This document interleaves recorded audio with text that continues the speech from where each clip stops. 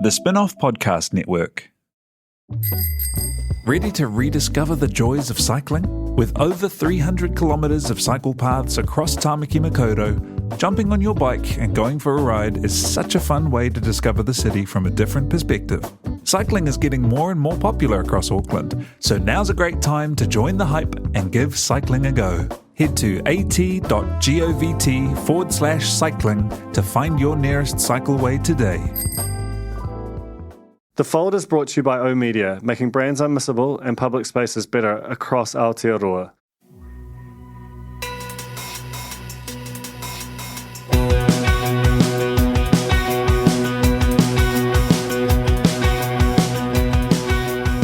Kia ora and welcome to the final Fold for 2020. My name is Duncan Greive and I'm the host of this podcast, which aims to cover the media and sort of related industries in all complexity and glory and chaos. I want to do a special shout out to Vodafone Business for sponsoring us. We're a business that's with Vodafone and it's been fantastic. And the thing I would say is that the media feels like both a super niche topic, but also one that touches everything. And I'm really, really grateful that they see that there is value in having discussion in the weeds of this subject. So thank you so much to Vodafone for being a great partner to the Fold.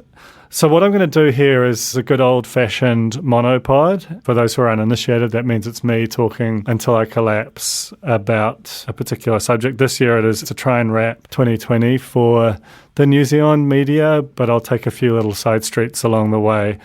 It's going to be a wild ride, but hopefully if you are into this hyper-specific topic, then it will be of interest to you. As always, these are my perspectives on this. They're certainly not the only ones that you could rationally have. I'm going to go through the big media companies and tell you what I sort of think of where they're at and what they achieved and didn't in the course of this all-time weird year for our media. So a quick preamble. COVID-19 is clearly the dominant story of the year, both in terms of a subject to be considered by our media and our journalists in particular, but it's also one that has been so well canvassed that I don't want to dwell particularly on it, except where there are sort of lasting consequences flowing out of it for the companies concerned. The one thing I would say is that I think it helped as a story. I think it really helped journalism and the media rediscover their purpose. I think over the last few years, as we've gone through this kind of great disruption, this great digital transition, there has been a tendency, which is very natural, to get preoccupied with the mechanics of that, with how you make the shift and what the new revenue models are. And I'm as guilty as anyone of that. But in so doing, you can get kind of distracted from what it is we're here for. And you have an event like the pandemic, and suddenly the whole country is paying attention. Everyone's ratings and metrics were through the roof and out the other side. But also you got a very keen sense of what your value is to society. And, I think through March, April, May and beyond, you could feel the whole eyes of the country on you when things went well tonally or when there were great stories broken. You could feel the impact of them. When the public, rightly or wrongly, sort of felt like there was some kind of issue with the presentation or some other mechanic of the coverage, I'm thinking particularly of the press gallery here, it got quite intense. But fundamentally, I think journalism had a pretty extraordinary year in New Zealand. It seems totally churlish to single any reporters out, but I think particularly for me, Kristen Hall at TVNZ and Michael Mora at 3. The 6 o'clock news rediscovered its power, I think, and became more of a mass and multi-demographic medium than perhaps it has been in a while. I'm sure some would dispute that. But the stories that they broke around failures at the border and managed isolation, which prompted fast, impactful change from government, you could really sense that had those stories not been broken, it's entirely possible that we would have had more community transmission, longer lockdowns, and you only have to sort of look at countries that have struggled to contain it to know how important that was. So, I think there were many journalists who did extraordinary work, but there was something about the power of the 6 o'clock news when added to those stories that really, really, I think, showed us something. And as Tim Murphy pointed out in Newsroom, I think the whole press gallery kind of covered themselves in glory this year. Really, really impressive work. Okay, now I'm going to get into it. I'm going to start by talking not actually about any New Zealand media companies, but about Google and Facebook. And that's because I think we're actually at a bit of a turning point in terms of the sort of social and political relationship with those companies. I think over the past decade, they've gone from being these very exciting and not particularly critically examined companies that have made our lives easier and richer and different in many ways in terms of the social web and the various Google search-related products. I think over the past few years, we've seen the sort of the downsides, the anti-competitive behavior, the sort of indifference towards the broader societal consequences of some of their work. But the thing that's really sort of given it this urgency is that both the antitrust cases against Facebook in the US, and particularly in terms of our part of the world, the ACCC's, that's the Australian version of the Commerce Commission's, sort of scrutiny of Facebook and Google in particular. Why does this matter for us? It matters for us because there is legislation before Parliament in Australia which ultimately portends a kind of a new way of the sort of political relationship with those companies being enacted, and that means, and particularly that affects the media. Just to kind of give a very brief overview of it, the ACCC issued a report that says Google and Facebook have essentially taken revenue that should rightly flow to the news media companies in Australia. I actually don't think that's particularly true. I think that they have basically created new product categories in social and search that have had an impact on the news media's revenue, but I don't think it's actually that they have taken revenue that rightfully comes to them. They've just created better products that have had impacts on them. But that's almost by the by because this legislation sits before Parliament, and if enacted, it would force Google and Facebook within Australia to go through an arbitration process where both they and various large media companies would put effectively almost like a revenue sharing or a compensation agreement in front of a committee, and then the committee would choose one of those two bids. And that would structure how the search and social companies compensate the media companies for the right to effectively display or link to their content through social or through search. This matters because the stakes are incredibly high. I mean, this is potentially a huge revenue stream for news and for media if it goes well, which honestly I'd welcome. Like, this business has shrunk massively, become less profitable, become more unstable, and it's just become a lot harder to do its essential function. And like I say, this year we really saw how essential it was. But the mechanism by which you do it really matters. And I would much more be in favour of a digital services tax than what's being proposed, and I'll sort of briefly top-line why in a second. The reason it matters for New Zealand is that Google and Facebook, and I've spoken to people at both those companies over the past sort of 6 months or so on more than one occasion, and they're extremely upset about this. They view it as an unfair framing of the relationship between news and search and social, and they are very genuinely considering quite radical steps, including on Facebook's side, preventing news from being shared, and on Google's side, potentially even removing search as a product from Australia. These things, they're kind of unimaginable. As much as we saw the power of legacy media again this year, Facebook remains the way hundreds of thousands of us and millions in Australia, maybe millions here, get their news. Search as a product, I can't really imagine how to sort of relearn how to live my life without search. I'm sure that's the case for much of our listeners too. Hundreds of thousands of businesses dependent in greater or smaller ways on both search and social, and if they become less useful products or are just taken away, then that's going to be a problem. The reason that I think it's not inconceivable is that if the same thing were to be enacted or enacted in a bolder way around the world, fundamentally Google and Facebook will face massive challenges to their profitability.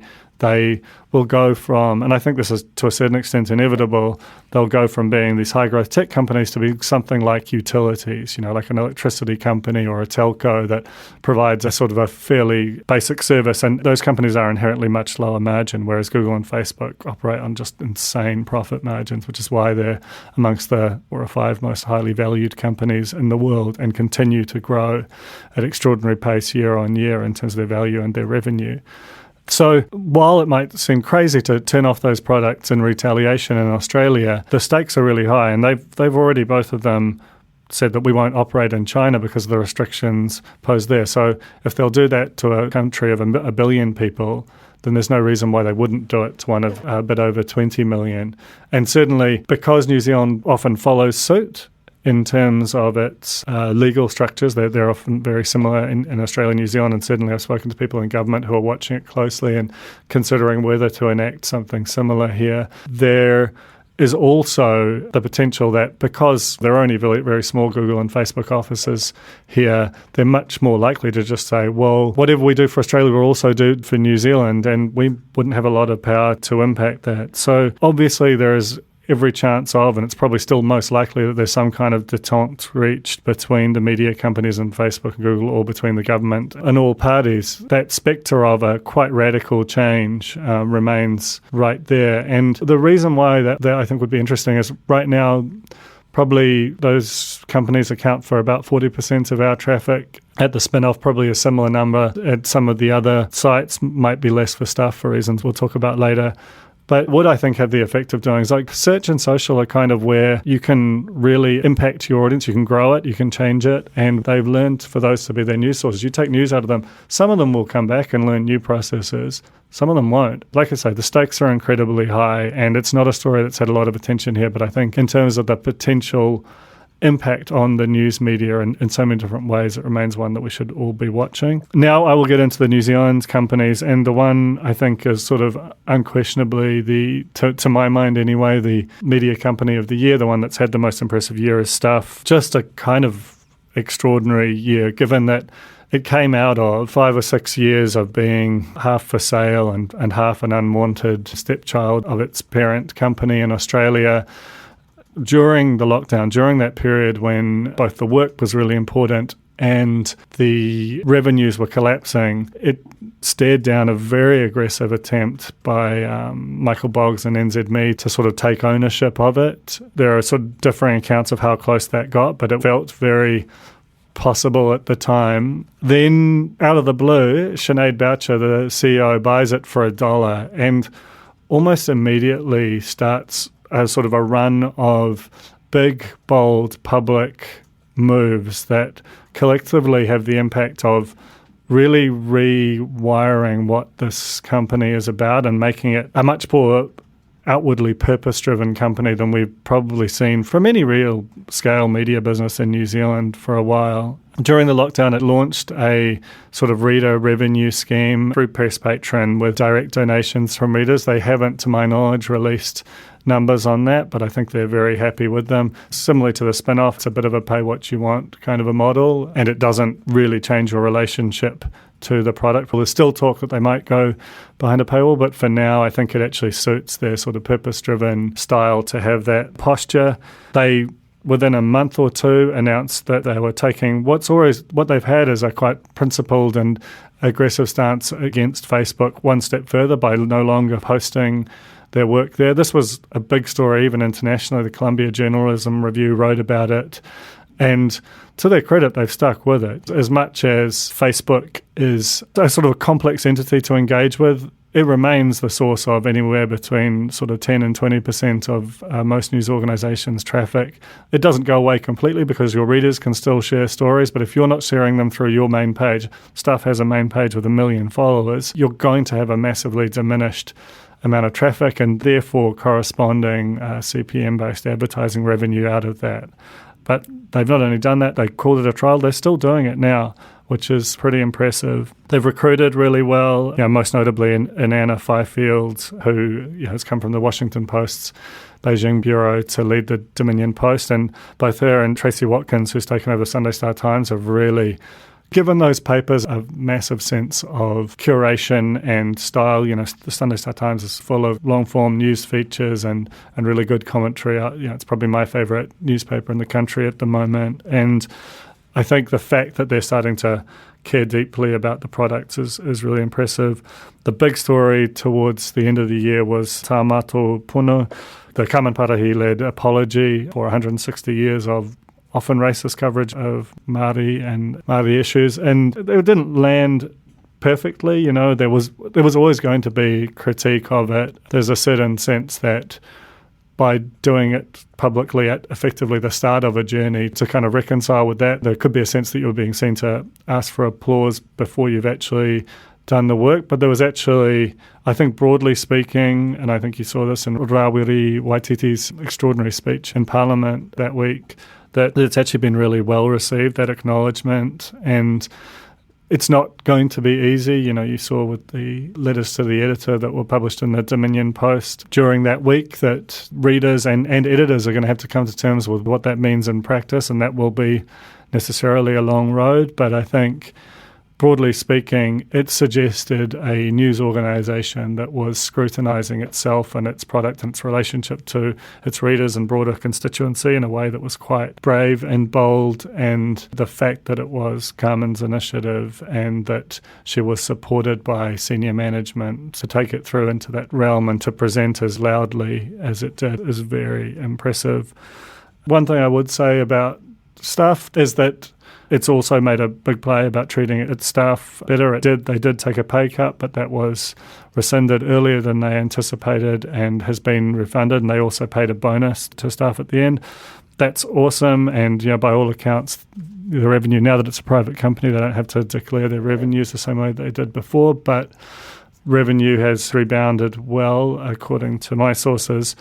There is a little bit of a tension there, in that they have, like most media organisations, covered the wage subsidy debate very strongly. They've also kept their wage subsidy while paying a large bonus to staff. That's just a bit tense. But undoubtedly they, and like many large corporates, took it in good faith and remain eligible under the, to be fair, very sloppily written terms of it. But there is something about the publishing columns castigating large companies for not returning the subsidy when they return to profitability and holding on to it yourselves.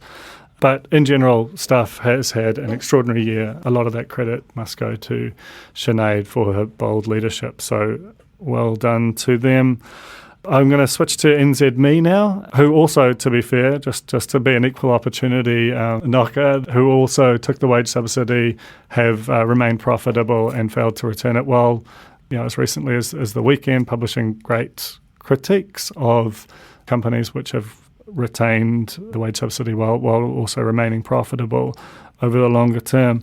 But, to give NZME credit, I think where Stuff has focused on its product, NZME is focused on its business. And time will tell which of those strategies was the smarter one. Not like NZME didn't publish a hell of a lot of good journalism in 2020, but if you look at its releases, its moves, it feels like it was more preoccupied with building a sustainable business than sort of reimagining itself and its various products.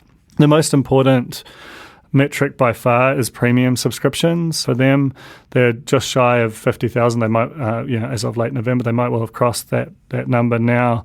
They have publicly stated that they want to have digital exceed print by 2023 and have over 250,000 subscribers total by 2025.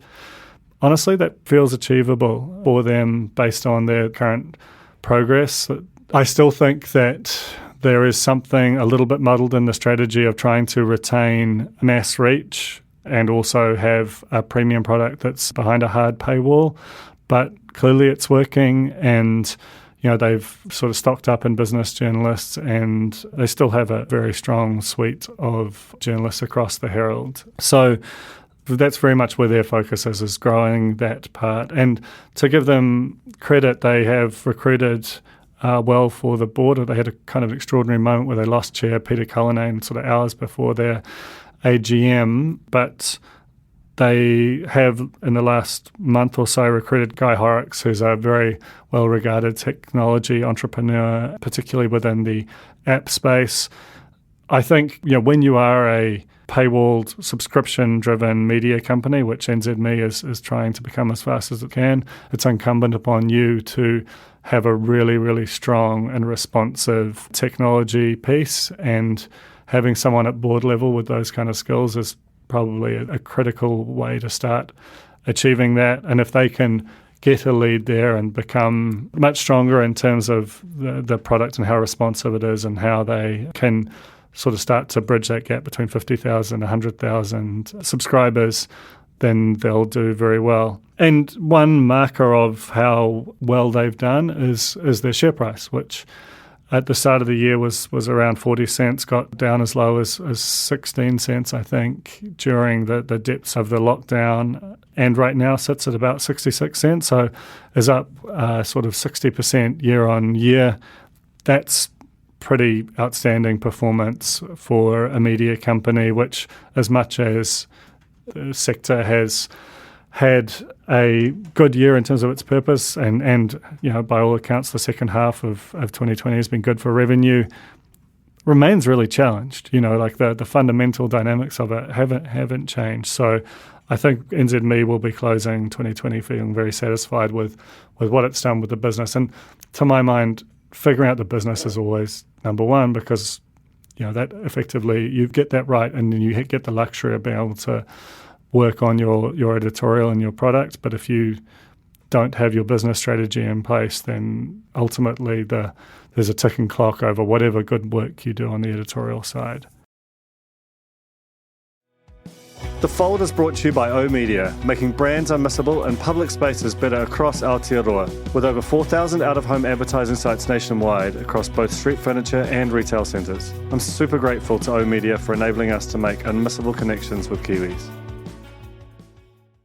Skinny are helping you show how smart you are with the 1Q quiz, an all-new, super challenging and super quick daily quiz built by the Spin-Off. Every Monday, Skinny are giving you the chance to prove you're smart with the Skinny Extra Credit question. Get it right, and you'll get the chance to score yourself some Skinny Extra mobile credit, so you can text, call, or even video call your group chat and gloat about how big your brain is. T's and C's apply.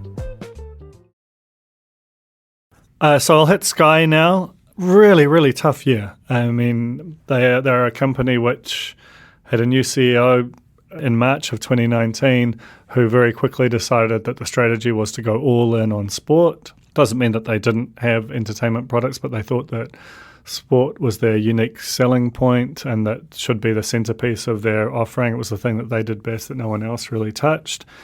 And then barely a year after he started, and after having inked some very eye-wateringly expensive deals to retain certain sporting products, the pandemic comes and wipes out sport for a really critical part of the year. And while it has come back in various capacities, it isn't what it was, and the total amount of product from teams like the All Blacks was significantly down on a normal year. For all that, I think Sky had a pretty impressive year. It acquired Lightbox before the pandemic hit and successfully merged it with Neon. That's the best subscription video on demand service in New Zealand, I think. Maybe even including Netflix as far as content goes, certainly not as far as technology stack. But the actual platform itself has improved by taking Lightbox's tech. And I think having a really strong and differentiated product to sell, and that is at the right price and allows them to take that amazing suite of entertainment rights they have and market it to a different generation and style of consumer, I think was something they absolutely had to do. And Neon is finally what it sort of promised to be for so long. They had other high points too. Super Rugby Aotearoa was probably the most successful rugby season that New Zealand's had in a long, long time. Sold out stadiums, fantastic games. In a similar way to the way journalism rediscovered itself, Super Rugby Aotearoa felt like it was a product that meant something to both the players and audiences, both in terms of the symbolic fact of it happening at all. After New Zealand got through the lockdown, the rest of the world was still, no place to do anything like that. But also because it was New Zealand teams playing one another every week, which really felt like they meant something, which I think Super Rugby has really struggled with that for a number of years, as has ITM Cup or whatever its latest name is. So that was a pretty impressive effort given where it sat in sort of March and April, where its bonds were sometimes trading at kind of scary numbers. There was some sense that it wasn't necessarily going to survive the year. The fact that it has and actually survived it pretty well is really impressive. That hasn't been reflected in the share price as yet, though that may well change if they can sort of sustain that sort of signs of light that they saw towards the end of the year. The biggest news of the second half was Sophie Maloney being instated as CEO after Martin Stewart resigned. Basically 18 months into his tenure. That must have been premature, but I think he leaves the company in pretty good shape. Certainly, he brought a burst of energy into its activities that was sorely needed after John Follett sort of trod water for probably the last 5 years of his terms and never really got digital. I think probably there was too much energy and not enough strategy would be an outside diagnosis of it, and you can see that in a way with the revival of this idea of a sort of a digital version of the set-top box that was on the product roadmap, was abandoned when Stuart started and has now been put back on the agenda, effectively delaying it by a fairly serious and consequential amount of time. Maloney is really well regarded internally by all accounts. She's the former Chief Legal and People Officer, the former Chief Commercial Officer, and has a hard job, but I think has a lot going for her, both in terms of her sort of strengths as a leader and the internal, what the sort of state that Sky was left.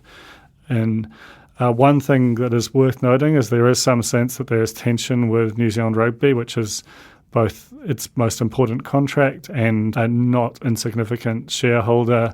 This is because Sky is both its partner and its major revenue stream, and with so much in play with Sanzar and how much rugby and what form it will take will be delivered in 2021.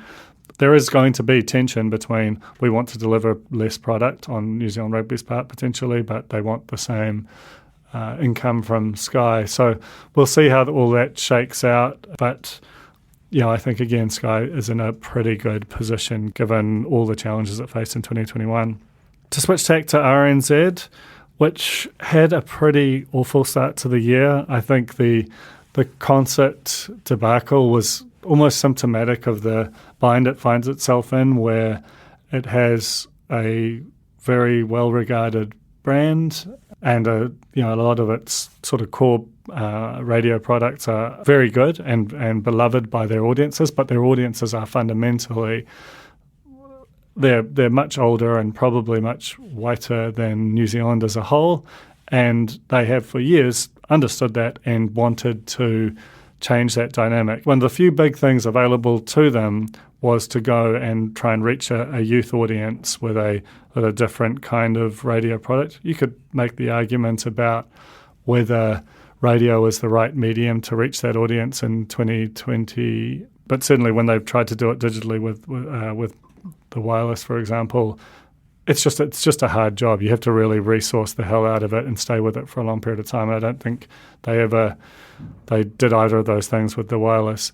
They were clearly going to try and do that with this youth radio brand, which I'm sure would have had a strong digital component. But for whatever reason, even though Minister, Board and management all knew what was going on, something went badly wrong.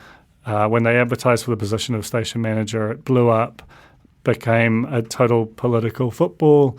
It brought out sort of a whole bunch of RNZ concert fans who were calling it cultural vandalism, and the whole thing just basically got blown up very quickly. And the fact of not being able to stay with it, not being able to withstand that storm is a real problem for them, and kind of puts them in a bad position in terms of how the potential TVNZ RNZ merger goes forward, which I'll talk about more when I talk about TVNZ. It also, I probably shouldn't harp on this, but that ad campaign that they ran, just effectively attacking their commercially funded competitors, was just a terrible idea, terribly executed, bad writing, and engendered a lot of ill will towards an organisation that actually has had a massive amount of goodwill from the private sector media prior to now. I don't know how that happened, but and probably not worth dwelling on, but it was really irksome seeing that around, particularly when the pandemic hit and the business models of private media were were under extreme stress. They had a pretty decent year on the personnel front, promoting Marnie Dunlop to host Midday Report, where she's done a fantastic job. Te Aniwa Horehangenui had a fantastic year. As recently as today, she had a brilliant story about police illegally photographing young Māori kids in the Wairarapa. That shows that they're just giving more prominence to Māori stories than they might have historically. And even comparatively small things like having Māori place names alongside the Pakeha names during the weather feel like they're symptomatic of it, them, along with the increased use of te reo during news broadcasts. Yeah, that's an organisation that is trying to do better there. They also lost some key Māori staff, which may yet become a bigger story. But they're not standing pat. The other thing that they've done is retained, I think, a formidable lead in the podcast space. I think that's one area that hasn't particularly been commercialised here. We have hired our first podcast manager in Jane Yee, who's recording this. Thank you, Jane. She's done an awesome job.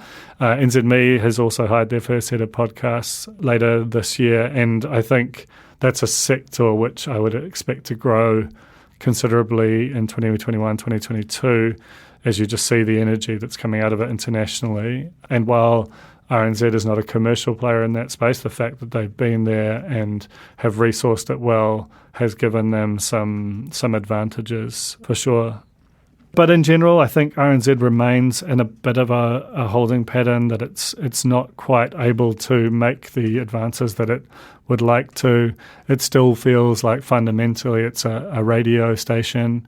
And you kind of see that everywhere, even down to like the final media watch of the year, which was largely a sustained attack on ZB. And honestly, they weren't wrong about some of the contradictions in its coverage, but this is a 27-minute long piece that was wrapping the year in media, and for it to be largely sort of focused on what is its closest competitor and across the aisle, and rather than looking at the scale of the industry as a whole and reflecting on some of the extraordinary journalism that was done, that just felt like it was symptomatic of a sort of a smallness of thinking, which will probably need to change if it is to become what it desperately needs to be, and New Zealand needs it to be honest, which is a big non-commercial public service focused media entity. It took what advantage? I mean, it's done this for a long time, right? Like, it's taken these sort of legacy advantages that it's had in terms of the scale of its audience and really done the best job you could expect it to with those advantages. Doesn't mean that it's fair, but that's all you can do, is play the hand that you've got in front of you. I think that the 6 p.m. news became the sort of centre of New Zealand life during the pandemic. You saw that in terms of its ratings. That and the 1 p.m. bulletins were kind of the rhythm of lockdown life, and that's had a long tail of increased engagement with what, a few years ago felt like a dying medium. The fact of its gallery coverage, its press gallery in Parliament, having a much more neutral and sort of, I guess, restrained tone to the style of News Hub, which, to be honest, I prefer. I like the kind of the energy and playfulness of News Hub. But I think during that period when there was such overwhelming support for the government and to be fair, some quite hostile reactions to press gallery, it was a real advantage to TVNZ to have that much more restrained style.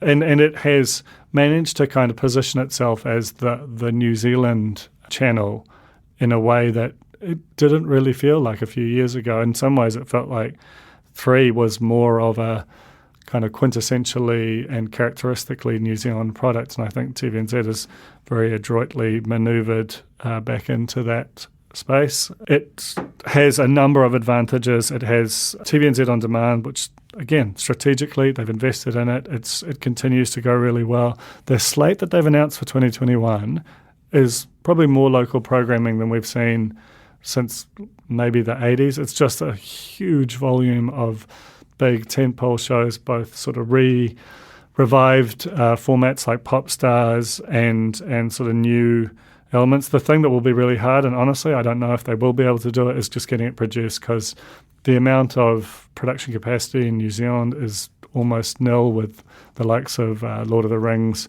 just sucking up huge amounts of crew. And so that will be an interesting thing to watch. And, you know, for all this, its revenues remain challenged, but it is largely doing incredibly well. And while it has a very different kind of opponent in Discovery, who I'll talk about next, it really is taking its incumbency advantages and deploying them in a very smart way, I think.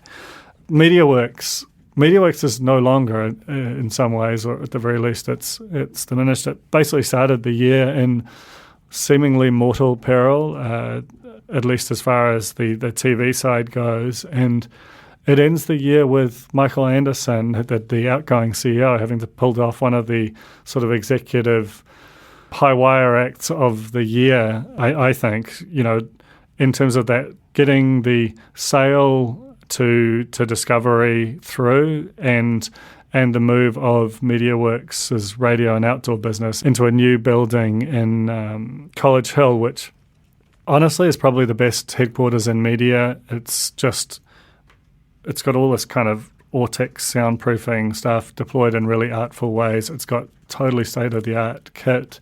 It's got a huge entertaining space. It looks like made to sell, which is always the lifeblood of radio and outdoor. I mean, they are sales machines fundamentally. And has in Cam Wallace, who's the new CEO of MediaWorks' radio and outdoor side, that, you know, probably the most highly touted executive to come into media for a long, long time. Cam Wallace was a senior executive at Air New Zealand, probably the public face of it for quite some time. Really well liked, really smart guy. I've met with him a couple of times since he's taken on that role. And one thing I think he has the potential to do is do what Air New Zealand was brilliant at, which is in terms of having relationships with government and helping advocate for what the industry needed to sort of get through over a longer period of time. Media's always been really bad at that. Media fights each other and honestly didn't really need the government for much for a long period of time. Now it probably does need, both in terms of regulation and potentially support, more. It needs to have a better relationship with government and really needs to speak with one voice, which we just still aren't doing. And I think, you know, it could be that someone like Cam who comes in from the outside is well liked and is able to maybe broker some kind of ability for this sector to be just a bit smarter in terms of the way it engages with government. But yeah, it's a Discovery as a new player in the television market. There's a lot of questions about it going in. There still remains a lot that we don't know, but the fact that they haven't made any obvious cuts to, most prominently, the news operation is really promising. The fact that they seem to have retained their relationship with New Zealand On Air, most of their core properties got funded again for 2021. Glenn Kine, who comes out of sales to lead the company, is really well liked and a super smart person. So, you know, for a company that really just did not look in a good position a year ago, pretty stunning outcome, to be honest. So that's all of the big players. The one that I obviously haven't talked about is Bauer, because Bauer collapsed during 2020, and I think that was such an extraordinary heart attack moment. And I still feel for all the staff who went through that. To find out on Zoom that you were done as of immediately is just it's a horrific thing to go through. But in some respects, and I'll now talk a little bit about some of the smaller media players, it allowed for a kind of regeneration within the magazine space. You know, you saw Ensemble and Here and some other publications start, Capsule, for example, and all of the School Road publications, start up into the void left by Bauer. The Metro and North and South and some of the other publications, like The Listener, have been bought in some ways, particularly in North and South and Metro's case, reimagined in really creative and quite striking ways by new owners. And I think it is one of those things where I think as a country, and it's very scary when you see a business collapse. And obviously, there is scarring that comes out of it. Some people really struggle to find work and so on. But you do see that there are opportunities created by that, and it might be that we look back on this in a year's time and say that actually, in terms of what the overall state of magazine journalism and the magazine industry in New Zealand is, that it's actually a more diverse and sort of more modern place than it would have been had Bauer just stayed kind of effectively just holding its position for much longer. A few other names I want to single out. I think Newsroom, sort of up the road competitor, had an extraordinary year. They had really, really brilliant investigative work. They sort of challenged, sort of some fundamentals of where government policy and reaction to COVID-19 was sitting. Particularly Mark Dalder, one of the standout journalists of the year, just fantastic agenda-setting piece after agenda-setting piece. They lost Bernard Hickey, who was a real powerhouse, but recruited Jonathan Milne to replace them. So, pretty amazing year for Newsroom. Māori TV had a strange year. It was seemingly hugely advantaged by the Māori media shift, which seemed to sort of place it as the default sort of hub for really, in some ways, depending on how you read it, all or a vast majority of Māori content within New Zealand. There was a major backlash to that and a sort of a bit of a climb down. So that, again, remains to be resolved. Tau News, in particular, had a really strong year. And I think after a few years of feeling like it was sort of shrinking away, there are sort of some signs of hope for that organisation.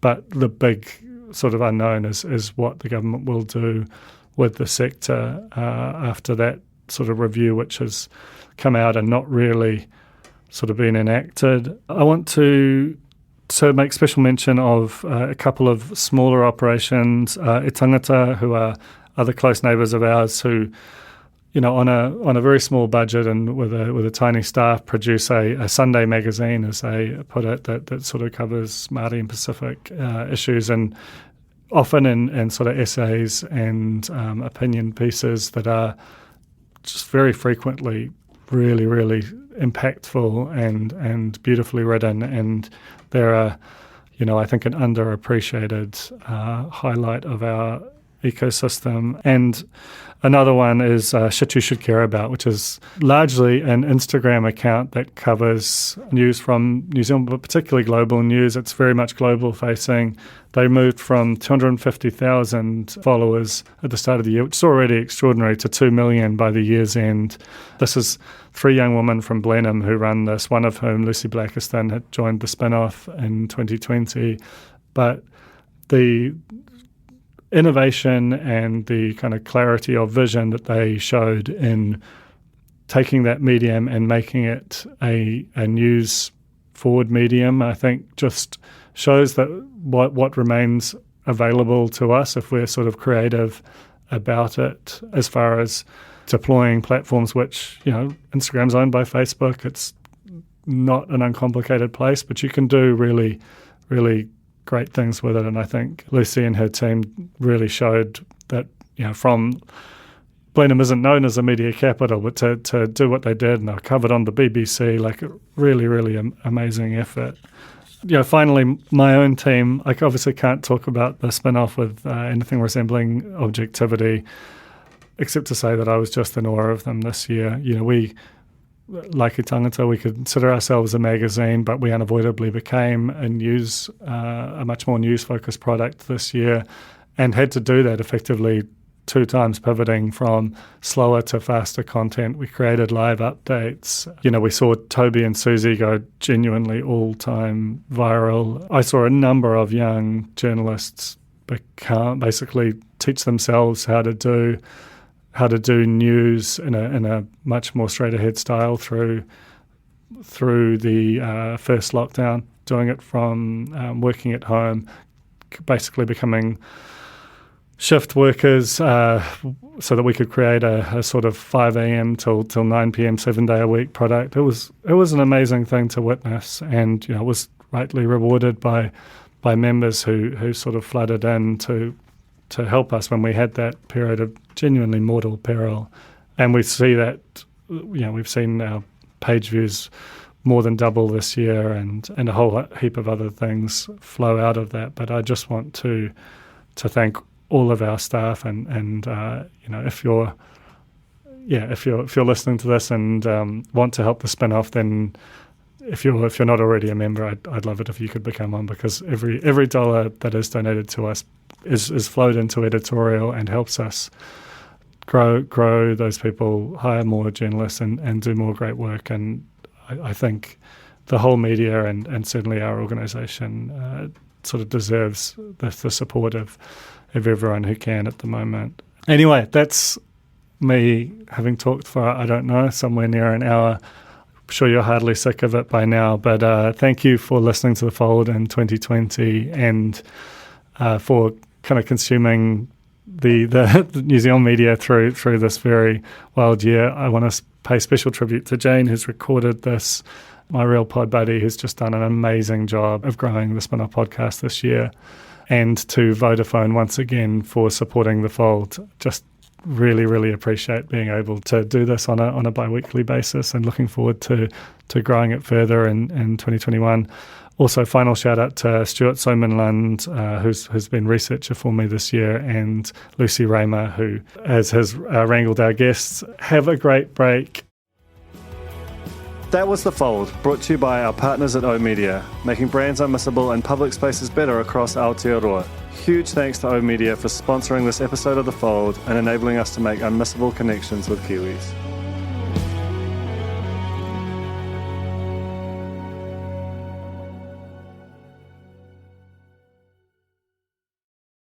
K-pop to me means more than just listening to music.